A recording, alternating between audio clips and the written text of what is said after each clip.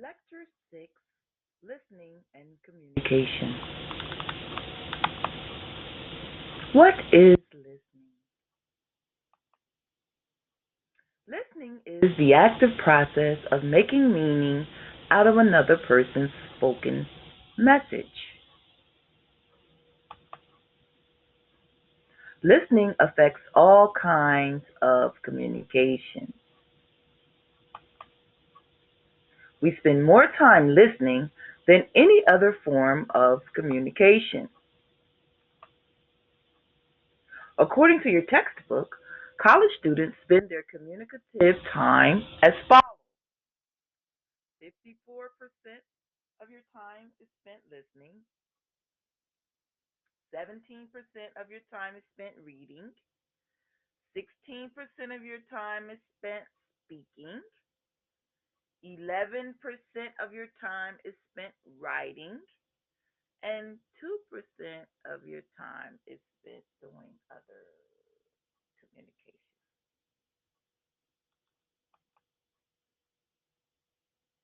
Now, there are lots of classes in speaking, reading, and writing, but no classes in listening.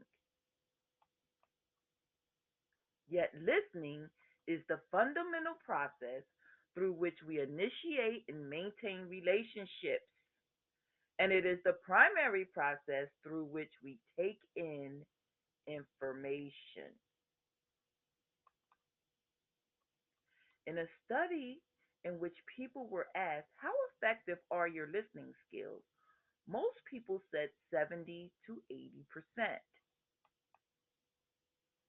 But the actual numbers from the study indicated only 25% efficiency for listening, meaning they lost 75% of what they heard. When people are normally communicating, researchers say they only understand about half of what they hear. And after 24 hours, people only remember 10% of what they've heard.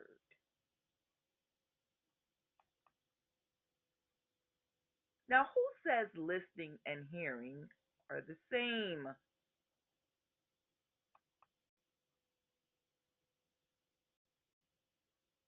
Well, here we go.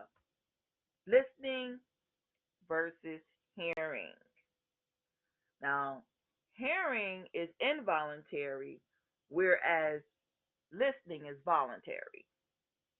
Hearing is physiological, and listening is psychological. Hearing is automatic, and listening requires effort. Hearing is natural, and listening is deliberate. Hearing is passive, and listening is active. Hearing is external only, and listening is external and internal. Okay? It's an external process of hearing when you listen, but it's also internal, and we're going to explore why. And finally, hearing is receiving sound, and listening is creating meaning. Now, how much of a role do you play in ensuring the integrity of a message?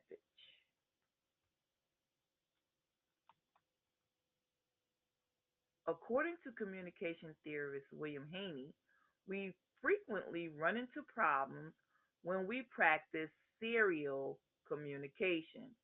Or another word for serial communication is chain of command transmission to relay messages. Chain of command is another word for serial communication. So, serial communication or chain of command works like this: Person one sends a message to person two. Person two communicates their interpretation of person one's message to person three, not person one's message itself. Whenever one person speaks or delivers a message to a second person, the message occurs in at least four different forms.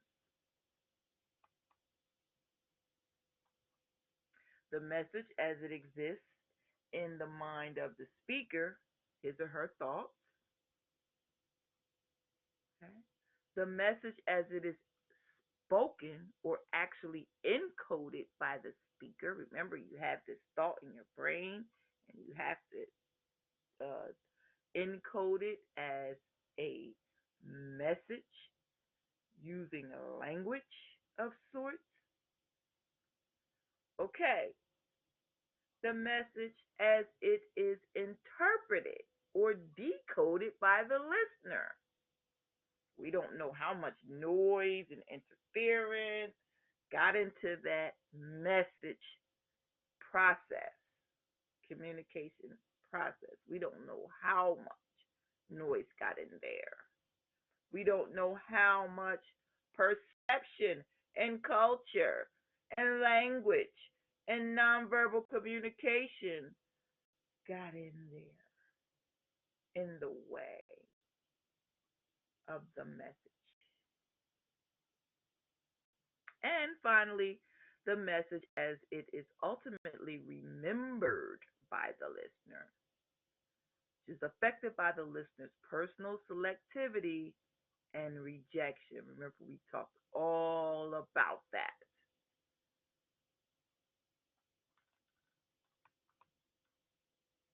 Now, why do messages become distorted? Passing along complex, confusing information poses many problems, so we generally like to simplify messages that we receive.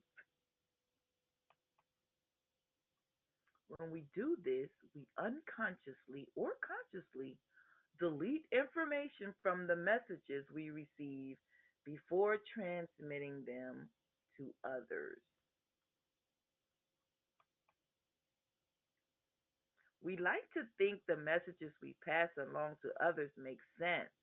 Therefore, we try to make sense of a message before communicating it to someone else. Now, how do we avoid this?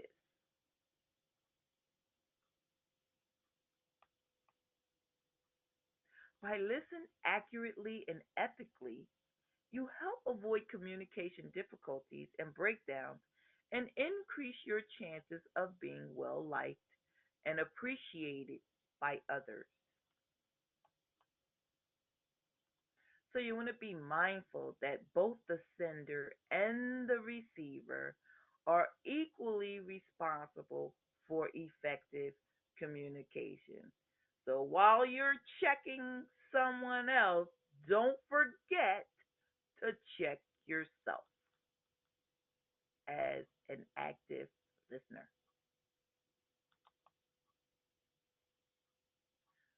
Now, there's six levels of effective listening.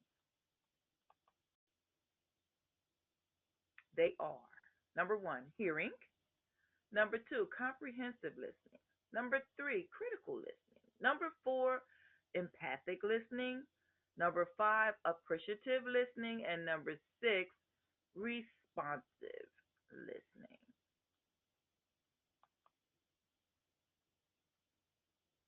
Level one, hearing, is physically hearing sound. Level two, comprehensive listening. That's listening for understanding and remembering the words we hear.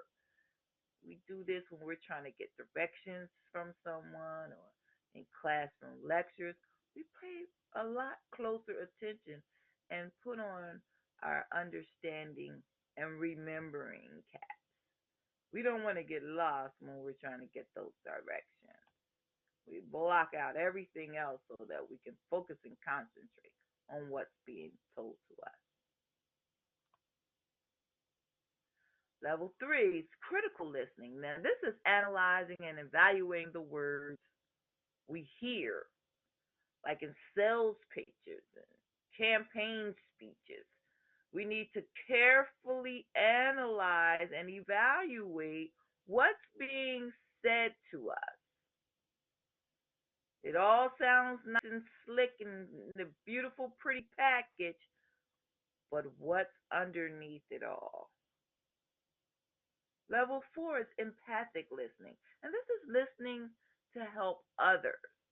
For example, if your friend is in distress, or you're acting as a counselor in some way. Appreciative listening is listening for pleasure or enjoyment. We see this a lot in music and comedy.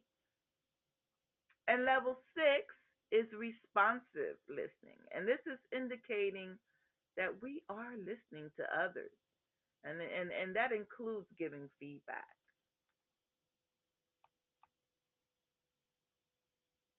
Now let's talk about feedback. The verbal and nonverbal responses to messages. Now, feedback can be evaluative or non evaluative. Evaluative feedback is a positive or negative judgment, whereas non evaluative feedback is a non directive response.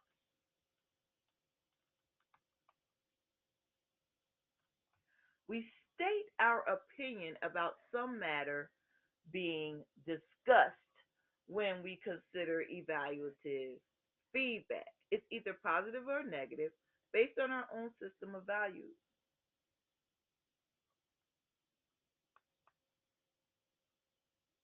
Now, formative feedback is a special kind of negative feedback. And we try to hold back on negative feedback until it can be used constructively.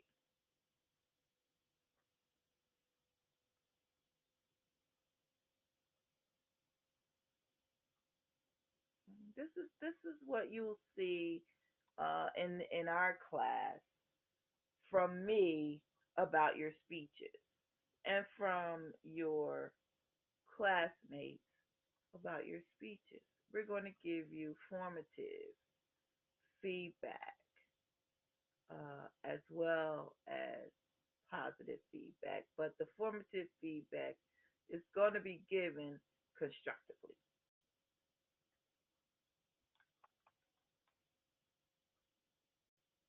Now, in non evaluative feedback, we make no reference to our own opinions or judgments, but we simply describe, question, or indicate an interest in what the other person is communicating to us. It's positive, but goes a step further than normal by providing others with an opportunity to examine their own problems and arrive at their own solution. Okay, and an example of that would be a friend needing someone to listen to. You don't really have to say a lot. You may ask some questions that they perhaps didn't consider, um, but you're not offering any judgment or opinions about anything. You're really just lending a friendly ear.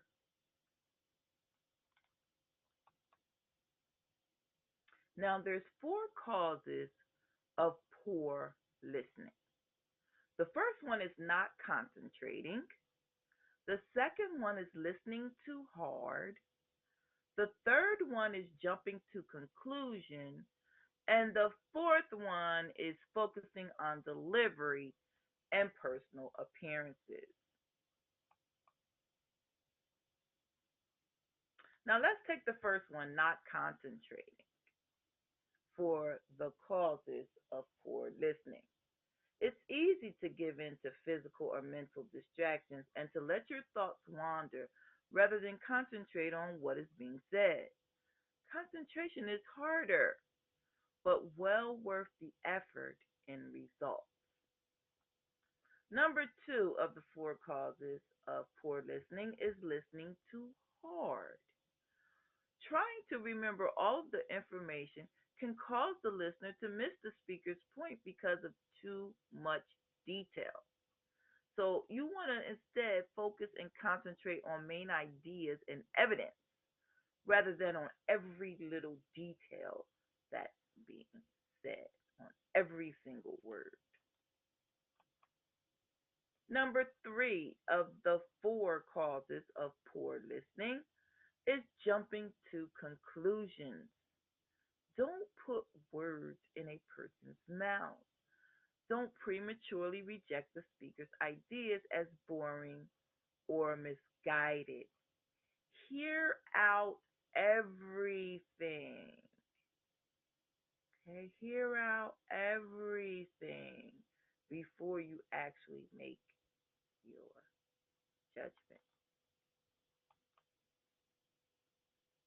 And focusing on delivery and personal appearance is the fourth of the four causes of poor listening. Now, you don't want to lose sight of the speaker's message by focusing too much on the speaker's possible distraction. Okay, this can be a major source of interference in the speech communication process. And we see a lot of this when we look at cults. Um, there was a very famous cult, and I believe it was back in the 80s when it came to light of what actually was going on with American citizens who had gone to or moved away to Ghana to seek a quote better life than what they had in the United States. And these people, they were following their leader. His name was Jim Jones.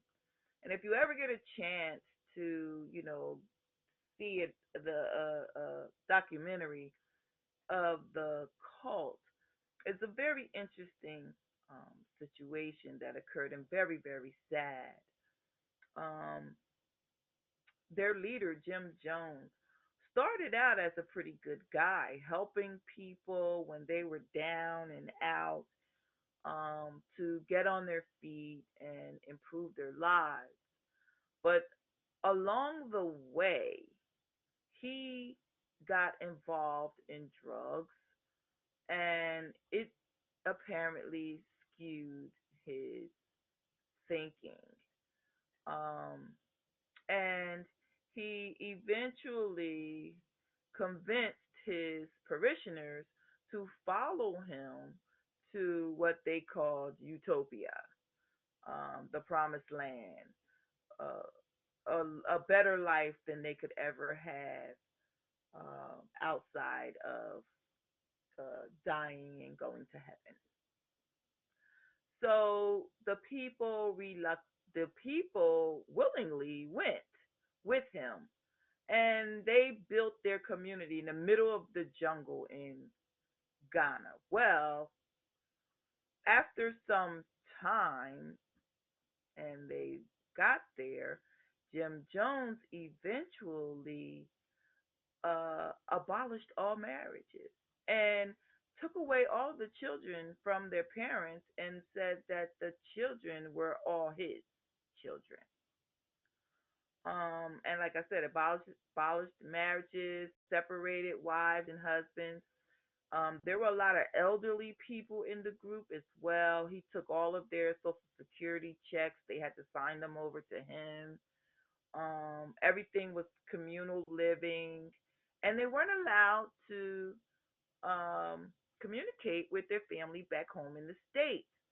So the family members started getting concerned about their loved ones, and they started contacting their uh, representatives, their political representatives. And so a delegation, some people from Congress went over with a delegation of a television crew and his aides, and they went to Ghana to see to investigate what was going on there. And when they got there, they quickly saw something just wasn't right. The people were doing a lot of nonverbal communication to indicate that they did not feel safe and they needed to leave. So on the last day, some of the parishioners were getting very nervous and they started really sending notes and doing everything they could. And the congressman made an announcement that anyone who wanted to leave with him would be free to go and that he was leaving the next day and to be ready to leave with him if they wanted to leave. So the next day, the congressman met with some of the parishioners and they all were escorted to an airstrip. Well, Jim Jones was having none of this. Now, one other thing that you need to know about this cult was every day they practiced drinking Kool Aid. And they did this every day in case became a time when the Lord called upon them all to sacrifice their lives. So every day they, did this practice at a certain time of day. They drank this Kool Aid and then they went on about the rest of their day. They all lined up and engaged in this ritual. Well, on the last day, when the congressman and some of the delegates and the parishioners were being escorted back to the airstrip, Jim Jones put some people among the group who were not who they thought them to be. And they were there to open fire once they all got on board the airplane. And so that's what happened. And it started out on the airstrip. Some people were already inside of the plane. Um, Few did escape, but for the most part, most were gunned down and killed right there. And while that was happening, Jim Jones gathered up the rest of the parishioners who were at the compound where they lived and had them drink the Kool Aid. But this time, there was cyanide in it. And the people drank it. All of the children, the babies, they were fed the Kool Aid. Um, People who tried to run were shot and killed. There were some people that got away, but not many.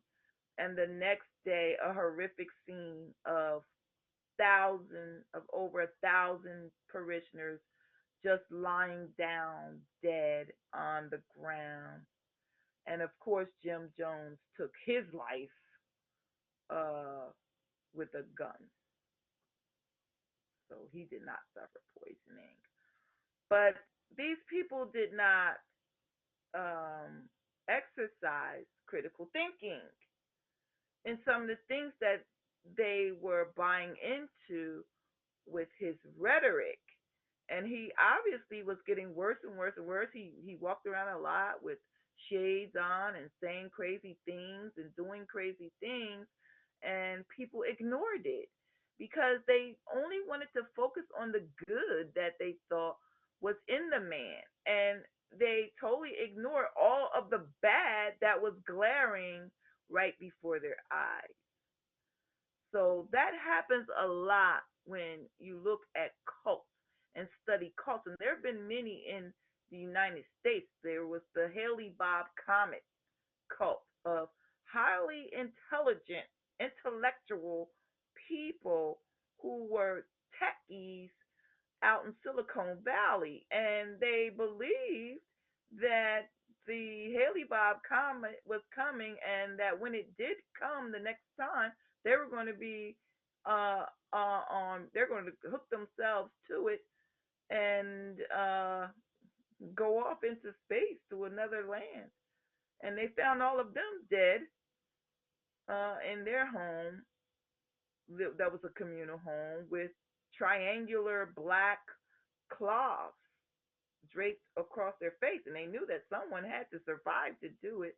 They finally found out the horrors of the whole incident. But I mean, there was David Koresh and the Waco, Texas incident, and there have been many, many other cult situations um, where people have lost their lives following unscrupulous leaders whose delivery may have been uh, very captivating, and their personal appearance may have been captivating. However, their message was not one that they really should have followed. Okay, so be mindful. Bad things can come in pretty packages. Now, how do we become better listeners? We need to take listening seriously. We need to be an active listener. We need to resist distractions. Don't be diverted by appearance or delivery. We need to suspend judgment until we've heard all of the information. We need to focus our listening and develop good note taking skills.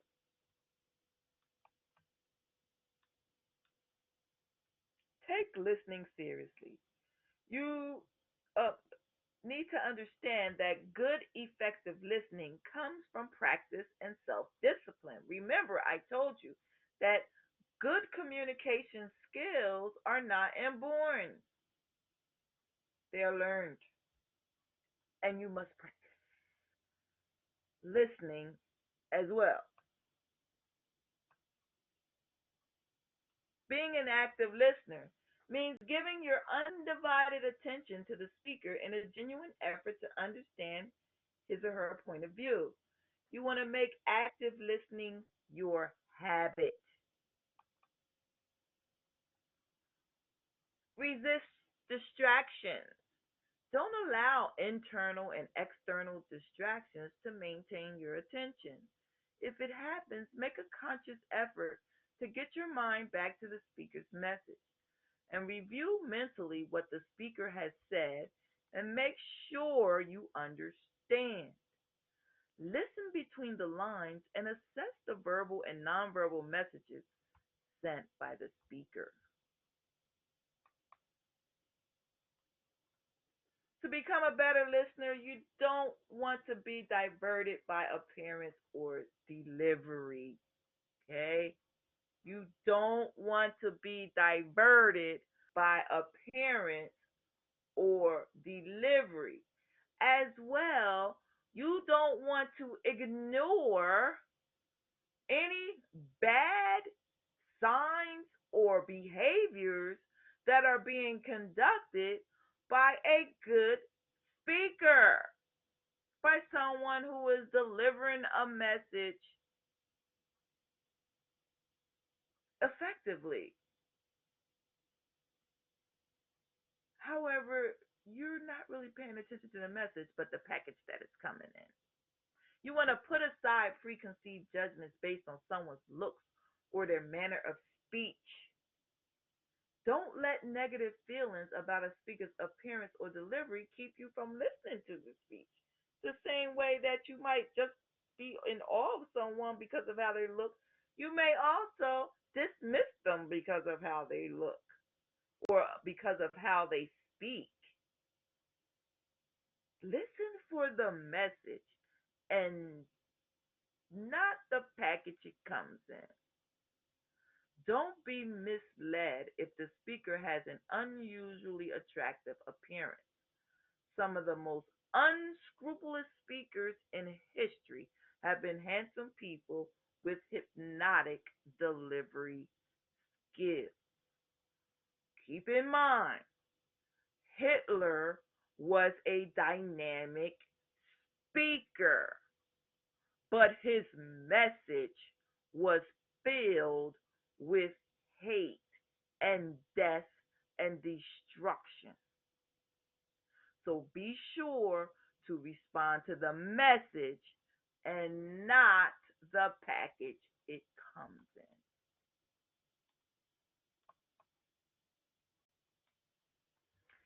To become a better listener, you need to suspend judgment. You want to hear people out before you reach a final judgment. You want to try to understand their point of view.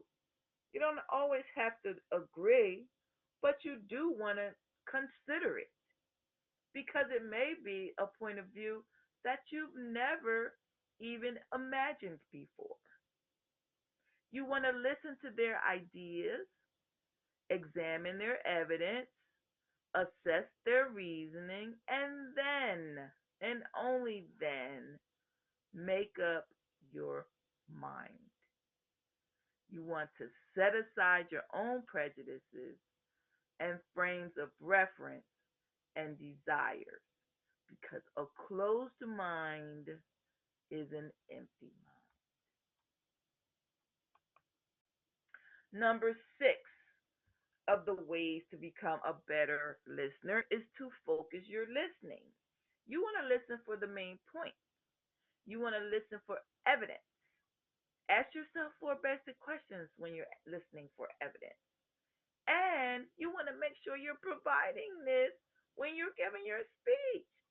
So, because your listeners are going to be looking for it, they're going to be looking for, is it accurate? Is the evidence you're giving me accurate? Is the evidence taken from an objective source? Or is this source of this study, the results of a study, come from the very people who are putting out the product? Okay, is this evidence relevant? Does it even matter? Does it even relate? Does it make any sense? Okay, is it sufficient to support the speaker's point? Okay, and I want you all to be very mindful right now during a very important election to listen for the evidence. Listen for the evidence when you are being courted by so many politicians for your vote, for your confidence, for your support. You want to make sure because that is a very invaluable, it has no price, your ability to vote. So you want to make certain that you are making an informed decision. And you want to focus your listening by listening for technique. You want to analyze the speech introduction. You want to assess the speech organization. You want to study the speaker's language use. And you want to diagnose the speaker's delivery. If a speaker is not effective, try to determine why. And if they are effective, use some of those techniques in your speeches.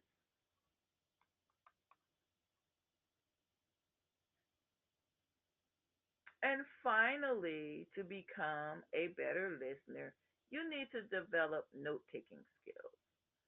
So you don't want to try to write everything down. It's going to be impossible. You're going to miss the main point. That's what you want to do. You want to know what to listen for, the speaker's main point and the speaker's evidence.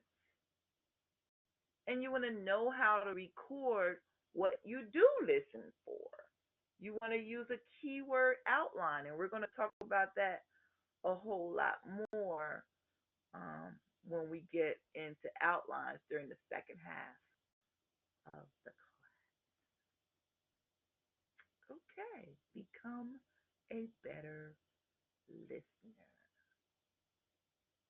It will improve your relationship.